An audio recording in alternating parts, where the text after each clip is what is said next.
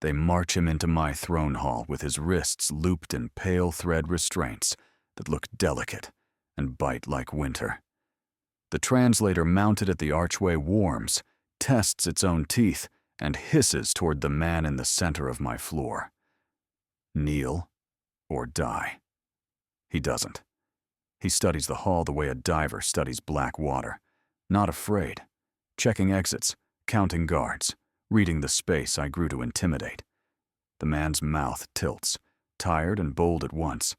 Gloriously terrifying, he says, the words rounding into my language with a delay the translator can't hide. I lift a hand. The guards freeze mid-step. Even the carbon chime banners along the pillars still themselves, as if the air obeys me too. It usually does. He looks at my raised palm, then at me. 30 years etched into his posture, and a body that solved problems with weight and leverage before it asked for permission. This is Jake Miller. Human. Dockhand turned, safety contractor turned inconvenient witness. There is dust on the soles of his boots that didn't come from my capital. Above us, daylight slants through algae glass, diffuses into a seam of soft green. To one side, the mag courier track hums as a canister zips errands for a city pretending not to hold its breath. Beyond the windows, the quarantine ring tightens one notch every hour, a slow white noose on the horizon. Freight zeppelins idle in a stacked queue like patient whales. The surface trams whisper past outside, driverless and brave. I feel the timer under my skin. Power always comes with clocks. "Your Majesty," announces Chamberlain Vesk, who always says my title like a dare. Protocol demands. Protocol will have to learn patience, I say. Quiet. It travels farther. Jake's eyes meet mine, brown edged with fatigue. A hunter's curiosity stares back out of me. That's what they say in the reports. I trained for command under soundproof ice and stars, and mothers who were not my mother. I learned to separate need from noise. I learned to turn mercy into math. Yet his gaze holds, and something familiar moves under my ribs, like the memory of climbing a fence as a child, and realizing the other side smells like bread. Above him, a scout drone, thin as a hand, and twice as rude, descends with the whir of sharp instruments being polite. It projects the incident file into the air. A cave-in on the northern excavation rim, illegal mining, a breath count too low for rescue. A dozen bodies written off by contractors, one not dead yet. "Statement," the drone chirps, voice flat. It throws Jake's own words into the light, my language approximated with machine precision. I dragged the guy because he was breathing. It tags the man he dragged. Vale, Ion, my brother. I don't flinch, but everything in the room watches the non-flinch like it's currency. The thread draws tight between us, with a sound only I hear. Because he was breathing, I repeat. Jake nods, guarded even inside his honesty. Seemed like a good reason. The hall holds a subtle bioluminescent glow that makes skin look unearthly. I step down from the dais, boots soundless on grown stone. Guards shift, then freeze again at the next small twitch of my fingers. I stop close enough to feel his breath fog the microclimate at my collarbone. The restraints hold him upright, shoulders squared, dignity unbroken. The translator tries to tuck itself away. It fails, clicks once like a scolded insect. "You refused the bonus for proof of death," I say. "Didn't earn it," he answers. No swagger. No plea. Just a weather report laid out on the table between us. Chamberlain Vesk clears his throat with the weight of 5 councils behind it. "Your Majesty, the human has violated." "Everything here violates something," I say. My attention doesn't leave Jake. "Is it true, Mr. Miller, that you warned the others to stop the blast sequence before you went in?" He tilts his head. "I yelled.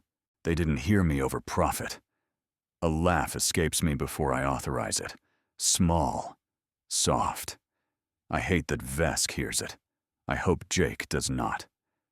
Queen, the Chamberlain says carefully. There is a second word he wants to say after Queen. Daughter. But he would have to want to live less than he does now. The founding statutes permit immediate. A different voice slices the air. Permit, it says, full of silk and wires. The curator appears as a column of light, her avatar assembled from motherly features designed by committee. We do not permit anomalies to linger. My skin tightens. The curator is not my mother, but she raised me from a distance measured in laws. She manages memory. She edits history like a garden. She can count my heartbeats when she wants to. Jake watches the hologram without awe. He has the particular steadiness of a man who already lost things and kept walking. You can call me Anomaly, he says, or you can say thank you. Gratitude is an unstable currency, the curator replies. Kneel, human, and earn a cleaner death. The translator repeats the threat with relish. The guard's boots anchor to the floor. Bows hum awake along the balcony. The hall's oxygen density changes by a fraction, enough to make most mammals consider obedience. Jake doesn't kneel. He doesn't speak either. He just looks at me like a problem that resolves if both sides tell the truth. I walk a slow circle around him. The restraints flicker with my proximity, then dim. 4 centimeters from his shoulder, I stop. The emergency stitching on his jacket puckers dark, where security tore it earlier. I could have kept him cleaner. I did not. I reach out and straighten the collar, an indulgence I dress up in inspection. Why did you carry Ion on your back? I ask. There were stretchers in the tunnel. Stretcher wouldn't fit, Jake says. Back always fits. I feel my mouth at the edge of a smile. I catch it. And if my brother had been a stranger? He shrugs, awkward with his hands bound. Back still fits. The curator's light flickers. Disapproval translates as a cold, sweet scent, like fruit kept too long. Queen Nora, she says softly to me, your father's treaties did not include this species as protected. A spectacle of mercy will only invite breach. Breach is already here, I say, and glance up, through algae glass, to the tightening quarantine ring. Another notch, another hour gone. Besides, we have him. We have a mouth with thoughts, the curator counters. You know what I must request. I do. An erasure of the day. A clean ending that smears nothing but the human. I place my palm on the scanner node embedded in the floor. The hall whispers my titles back at me, an old habit it uses to keep me tall. It also unlocks what I asked for when Jake came through the gate, a corroborative drone from medical. It floats in with all the arrogance of a truth uncalled for and displays data my counsel did not expect to see. Ion's blood work under the rock, the oxygen levels, the failed ventilation cluster I authorized, and that failed in a way our equipment shouldn't fail. Someone sabotaged us. Someone wanted a burial masquerading as a mining accident. I feel the guilt corrode through my authority like acid through cloth. Jake watches the new data bloom over us both. His jaw tightens, not in triumph, but in recognition. I am not clean in this. I see the equation in his eyes, then the subtraction. He does not kneel to rescue me from blame. He simply stands and offers me the dignity of being judged with both columns visible. Queen, he says. His voice is low, practical. Whoever planned that cave-in will plan another. But I didn't come here to hurt you. I step closer. Close enough to count the fine scars along his left cheek, a map of old machinery and bad nights. Close enough to smell the iron and citrus on his skin from the disinfectants we use in the docks. Close enough to hear my own breath change. Then don't make me choose the public answer, I whisper. Not yet. The curator brightens, a silent warning. The chamberlain shifts his weight. Bows realign above. The translator holds its hiss in its teeth, like a dog waiting for release. I lift my hand again. The entire hall pauses at the wrist. Unbind him, I say. No one moves. I let my head tilt the smallest degree. The thrones of my ancestors watched their worlds end without blinking. I will not be smaller. Unbind him, I repeat, crisp as a blade. The restraints dissolve with a tired sigh. Jake flexes his wrists once, then lets his arms hang. He doesn't rub the marks. He doesn't look freed. He looks observant. He looks more dangerous without a weapon than most men do with two. Mr. Miller, I say, because formality keeps us from burning the room down. You will not kneel in my hall today. He inclines his head. Respect without surrender. A truce written in air. In the half-second before council finds its voice again, between tradition and revolt, something flickers between us. A line drawn, and then crossed by an impulse too quick to legislate. Not chance, not math, a spark under the skin. I call the execution inconvenient and sign the order that relocates him to a guest lab suite. The phrase tastes like ice on my tongue. It buys me 24 hours and 3 inches of deniability. The suite is grown from the palace substrate, living basalt coaxed up from seed plates, smoothed by heat bloom and memory polish. The bed rises at a thought to form a chair. The table bends when leaned on and remembers to be flat again. The ceiling carries a net of fungi light that brightens in response to carbon size. It is all very civilized, which means it is all very obedient. He is not. Jake stands at the window, watching the surface trams thread the city like patient silver worms. A fog-top drone combs the quarantine ring with soft green lasers, counting what can't be counted. Trust. He doesn't turn when I enter. He notices me in the reflection, takes a breath like a man who pretends he isn't bracing. Your Majesty, he says. Jake, I answer, and claim the chair that was a bed a heartbeat ago. I dismiss my regalia. The crown collapses into a thin circlet under my sleeve. The cape sinks into the floor, a dignified drowning. I keep the throat seal of my command suit closed. Vulnerability is not a costume I can take on and off without cost. We talk like we're both paying a bill. What does power cost where you come from? I ask. Time, he says, and sleep, and sometimes the backups to the backups of yourself. You don't notice until your kid asks why you missed the second-grade rocket fair, and you realize you traded a memory you can't rebuild.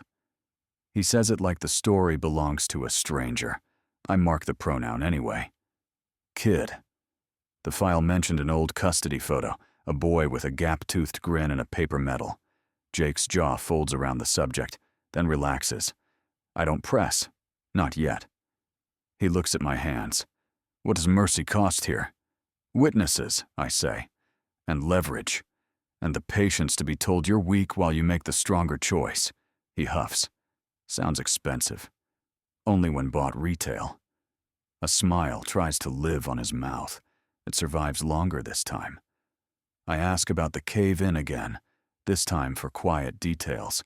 The smell of the rock, the pitch of the alarms, the shape of panic. He doesn't dramatize. He lists. He pauses to think and then remembers to breathe. When he says my brother's name, he drops the title and uses it clean. Ion. It lands like a touch on a bruise I refuse to stop working. He asks me about the cost of decisions. I tell him about triage algorithms and public contracts, about the old mines leased to shell firms that pay their taxes with condolences. I do not tell him how the curator audits my dreams. I do not tell him the word daughter tastes like salt when spoken in the wrong mouth.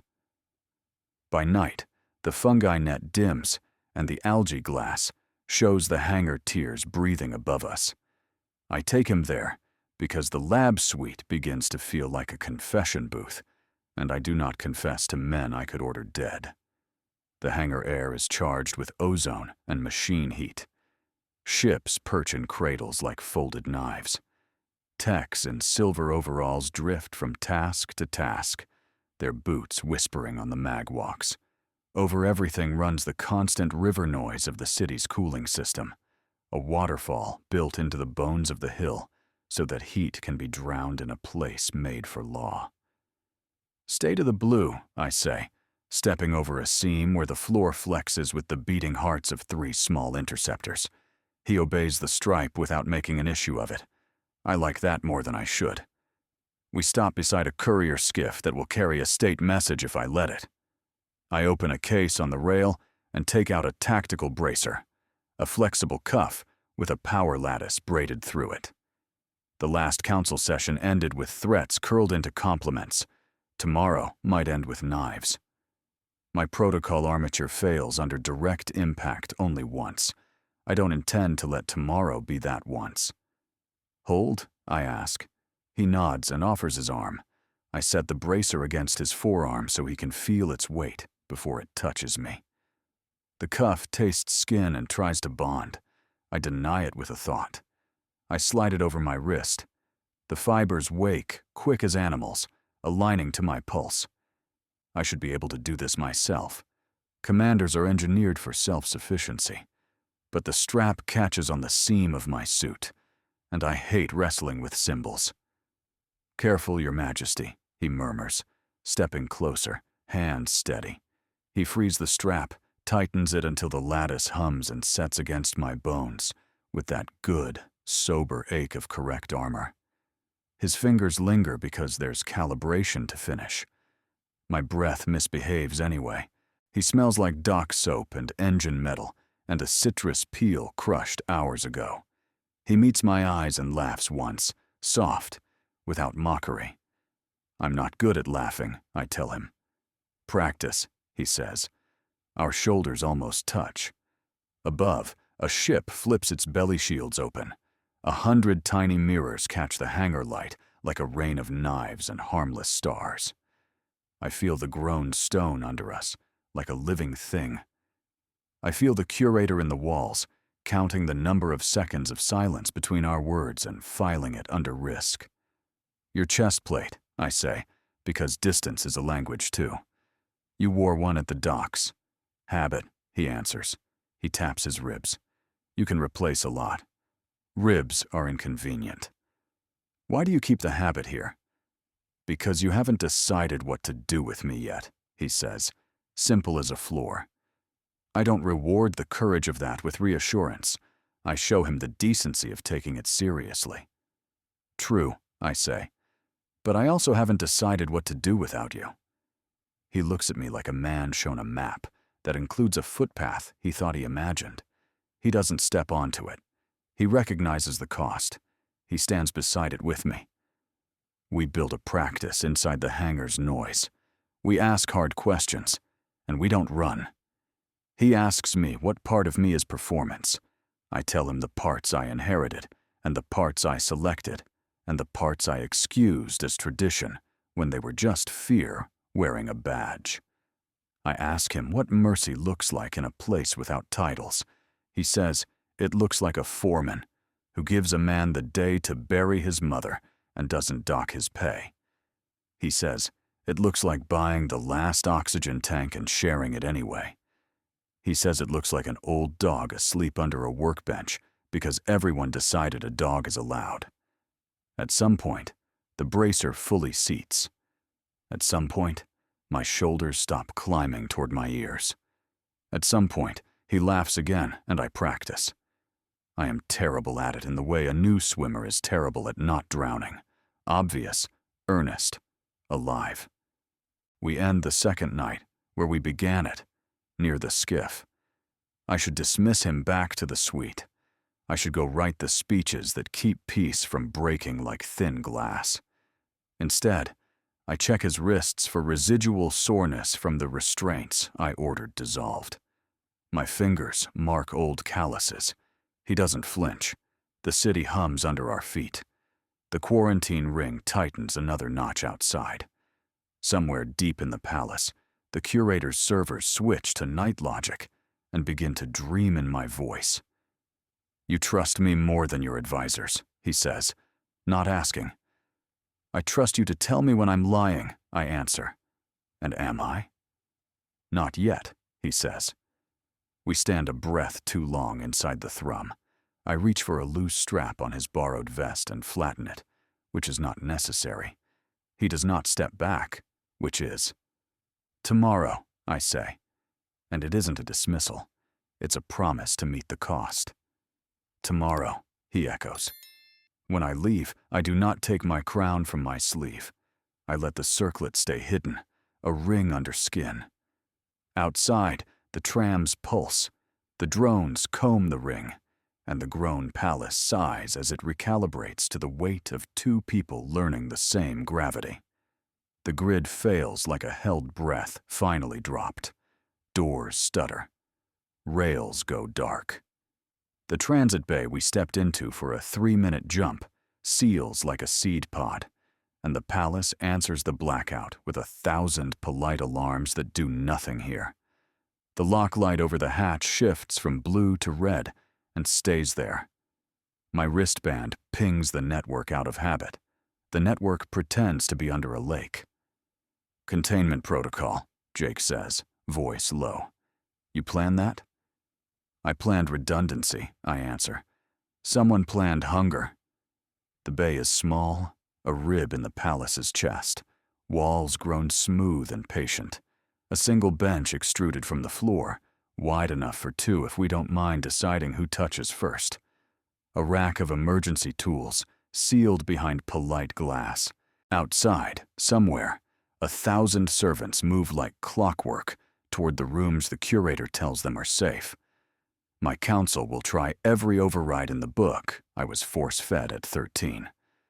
The curator will smile in my ear when the channel opens and explain how a queen's body is only as secure as her obedience. For now, the channel does not open. I shrug off my formal cloak. The cloth slides from my shoulders and sips into the floor, swallowed by the palace like rain by thirsty ground. Under it, the combat suit that wears me when I pretend it's the other way around. I break the throat seal. Air tastes warmer. Jake kneels by the tool rack and works at the glass with deliberate patience. It fogs under his breath. He levers a seam with the edge of a maintenance token he should not have, but of course he does. He tells the glass a story about weight and purpose, and it believes. The panel hisses.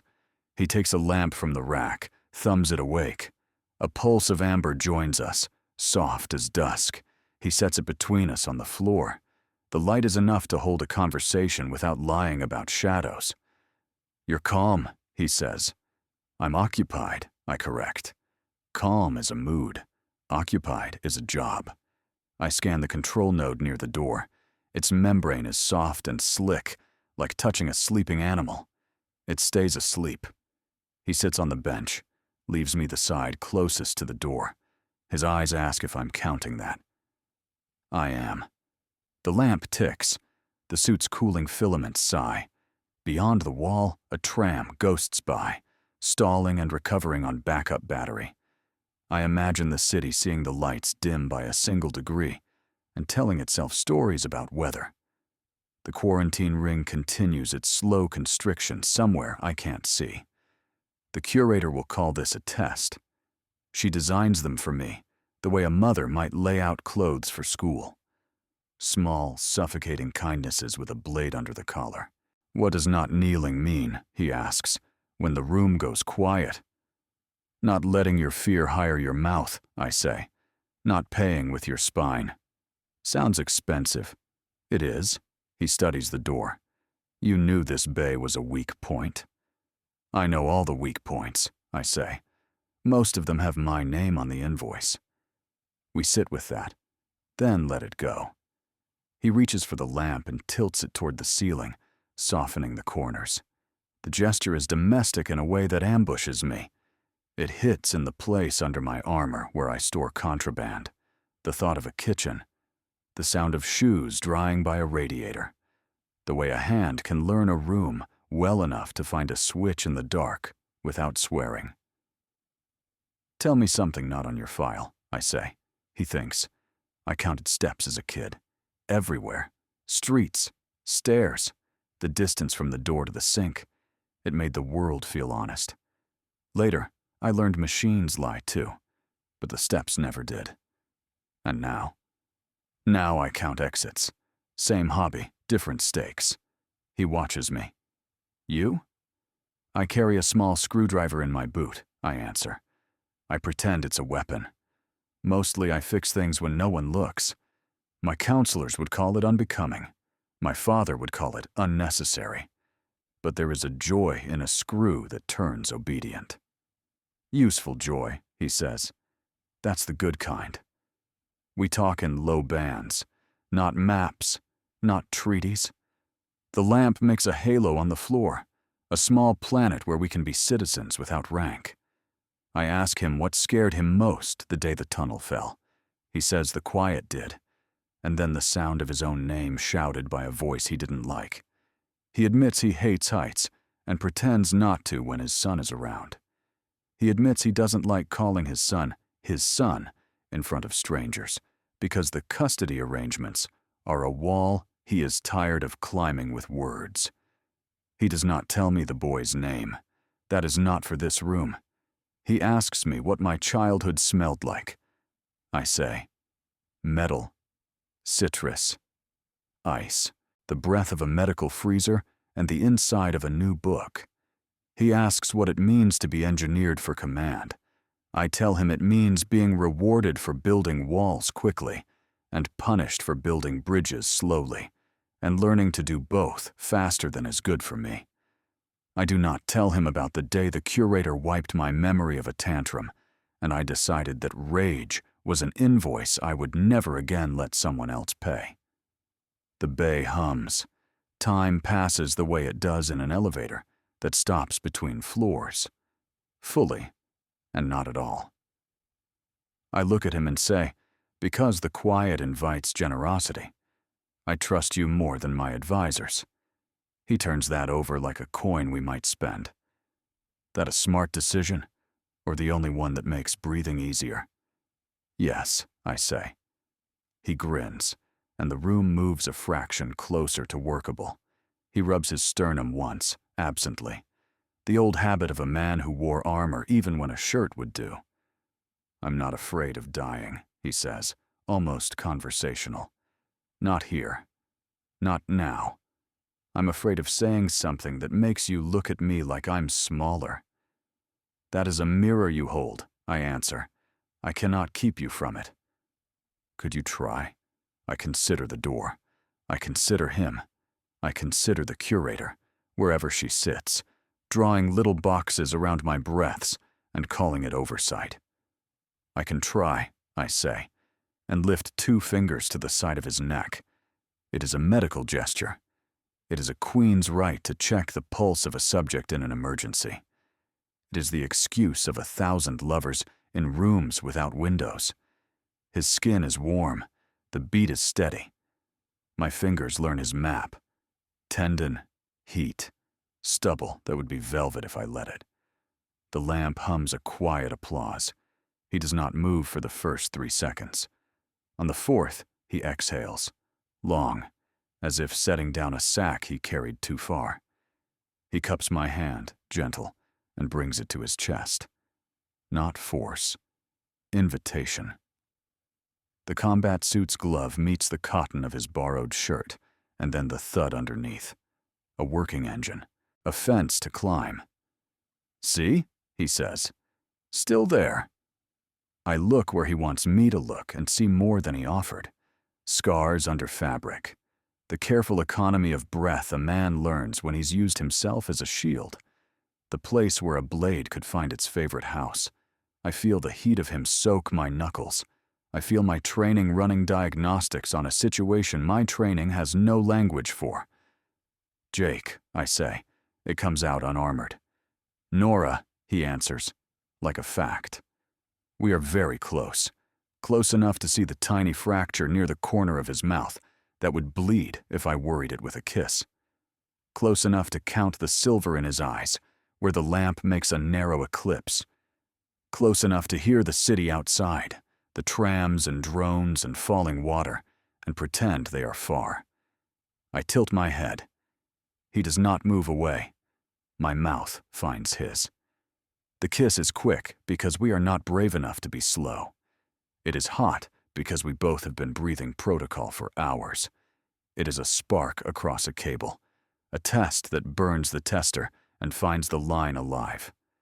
My hand still on his chest, his hand still over mine. The lamp flares like it likes the show, then settles, obedient. We stop first. Both of us. The same heartbeat.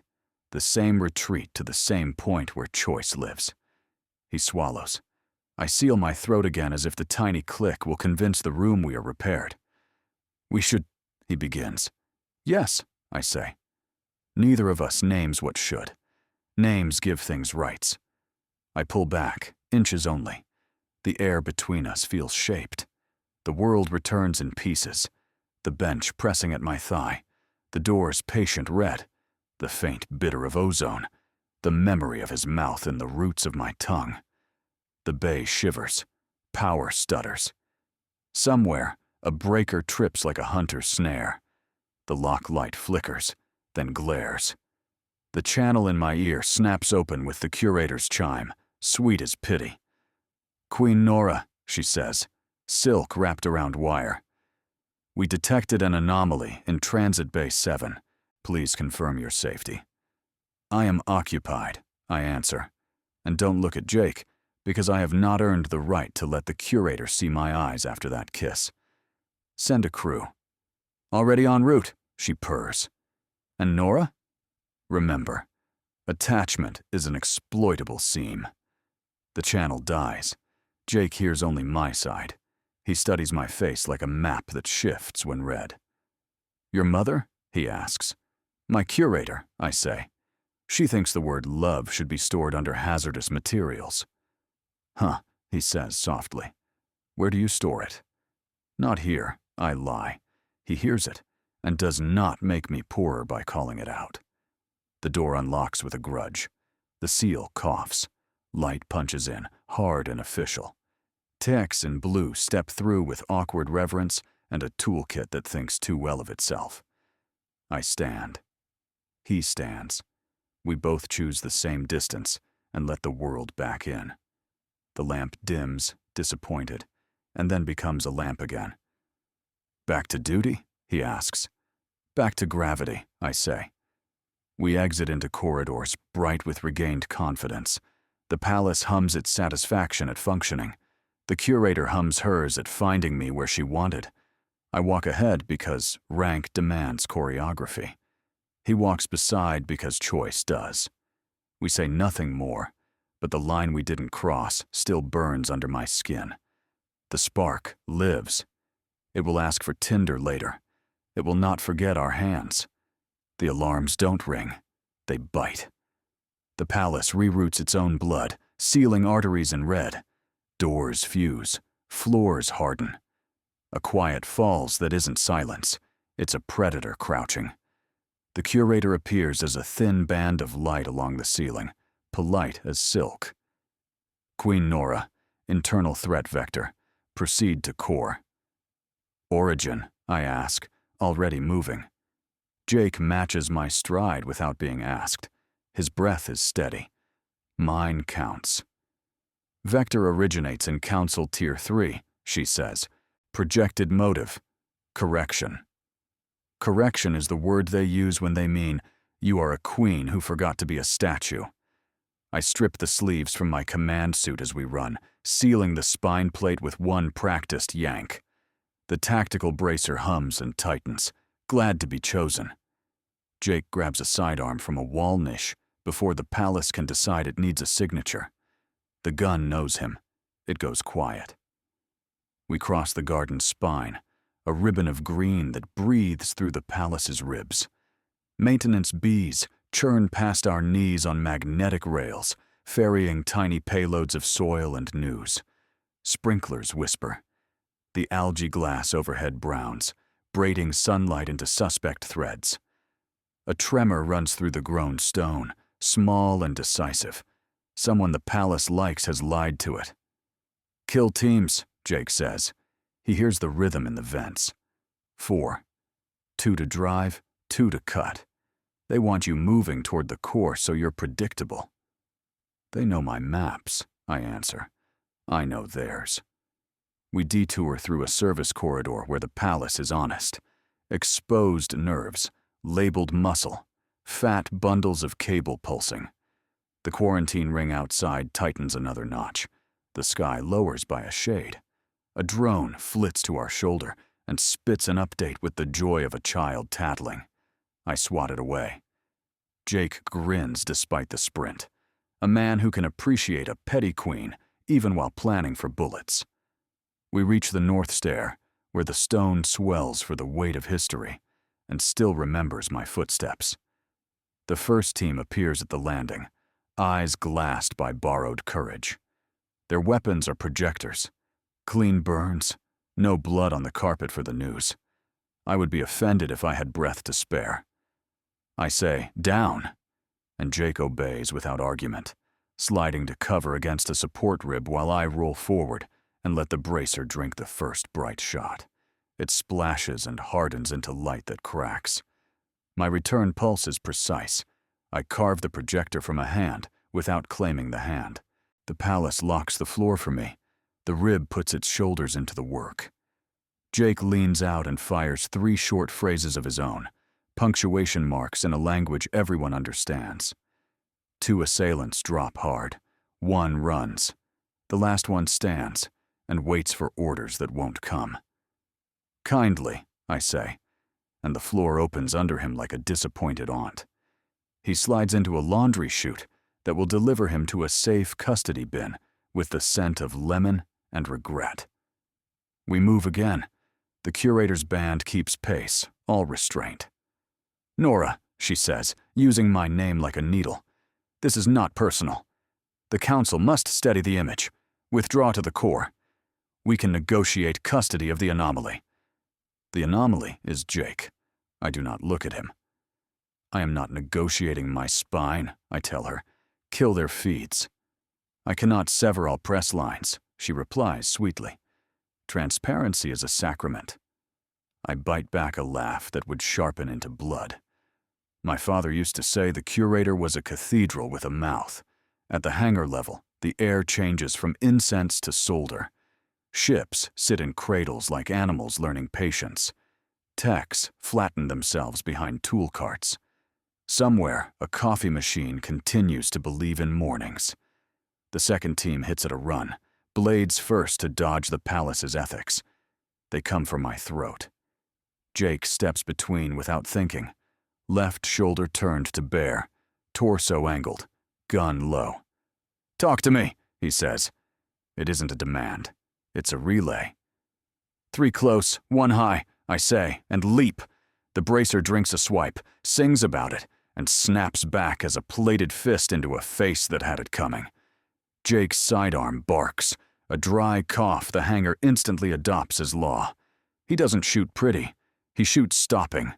A blade kisses my side with ambition. Jake's shoulder slams the attacker off the line.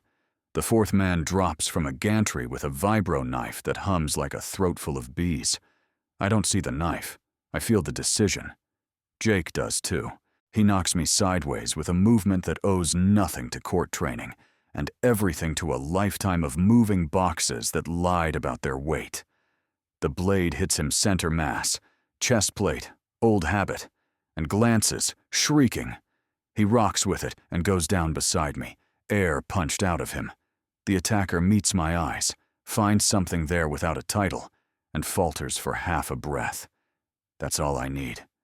My elbow introduces his nose to the idea of retirement. He sleeps. Jake wheezes once, twice, grim humor leaking through the sound. "Worth the habit," he gets out. "I will pay worship at the temple of your paranoia later," I say, fingers already checking the plate. The impact spiderwebbed the polymer, but didn't break it. I hate how relief tastes like sugar. He sits up, shaking his head like a dog dragging itself out of a river. "You good?" "I'm angry," I answer. "Also functional." "Good enough." We hold there for a long 5 seconds. The hangar listens. Somewhere far above, the council's feeds are trying to turn this into a morality play, where a queen learns to be grateful for advice. The curator breathes in my ear like snow. "Nora, the optics." "Die," I tell her. It isn't a command she can obey. It is a request I let myself enjoy. The third team arrives slower, disciplined enough to dislike dying. They come stacked, smart, with shields calibrated against my bracer's signature. They expect a queen who knows only her own light. I cut the bay power instead. The nettle lamps along the walls blink and fail. Our eyes inherit the room. Jake's hand finds my arm in the dark, like he practiced it. He isn't possessive. He is exact. We move low between landing skids and tool cases. The kill team tries to make a box out of shadows, but I grew up being put into nicer boxes, and I learned my way out. I tap the skiff's hull 3 times with the back of my knuckles. It wakes like a cat, quiet and annoyed, and heats its plating just enough to make the floor convection dance. Their aim wavers. Jake slides a torque wrench across the deck. It clatters far left, becoming a decoy we both pretend we didn't throw. We climb, we strike, we retreat.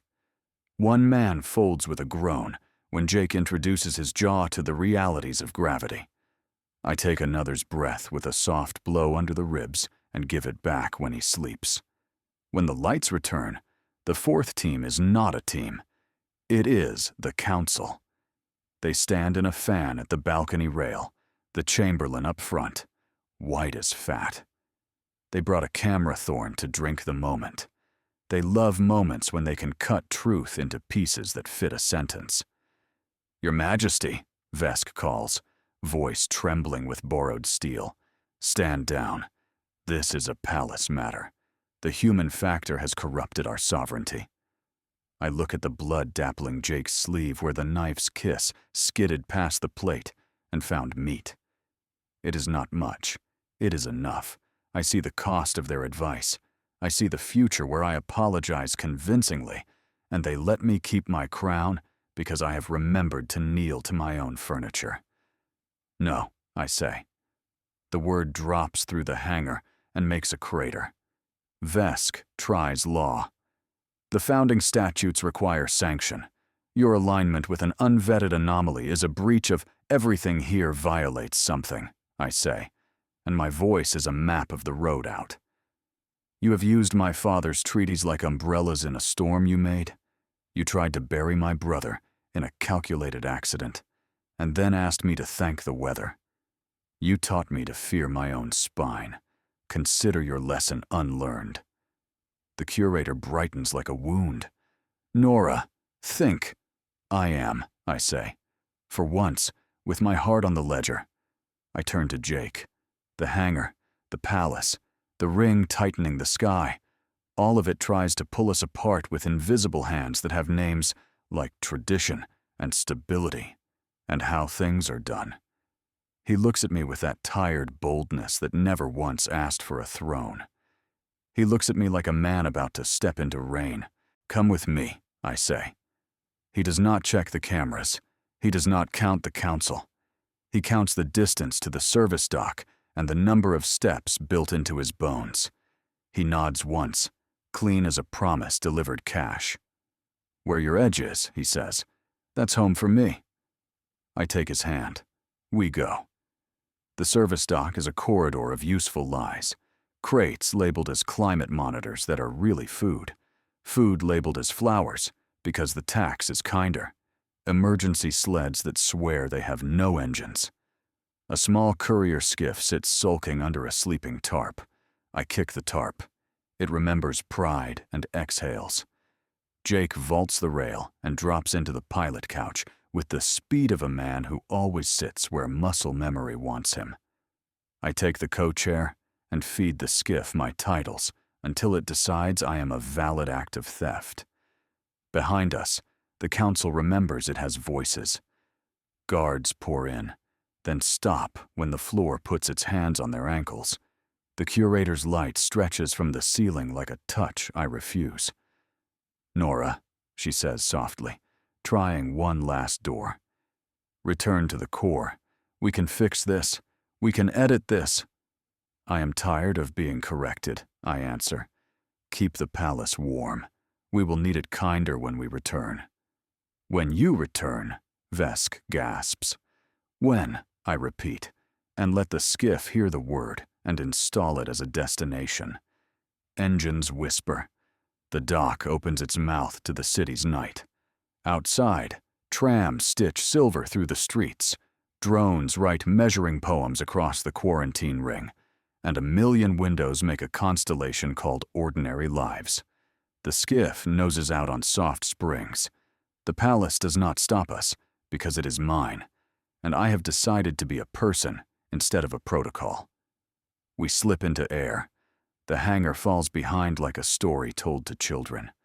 The council shrinks to the size of its courage. The curator's voice dims to a warning kept for later. Jake's knuckles are white on the yoke for 3 breaths, then ease.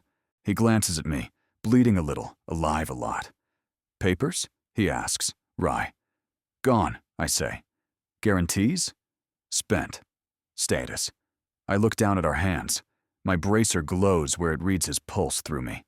"Translating." He laughs, a low, relieved sound with a bruise in it. The skiff climbs. Under us, the city rolls its tired shoulders. Ahead, night makes a promise I intend to collect. The Empire will endure one court scandal. Empires are built to pretend. We are built to choose. "Where to?" Jake asks. "Anywhere that requires us to stand," I say. "Then point me," he answers. "I'll count the steps." We fly. The ring tightens. The world tests us. And for the first time since I learned what a crown weighs, I am moving because I want to, not because a law is pushing at my back.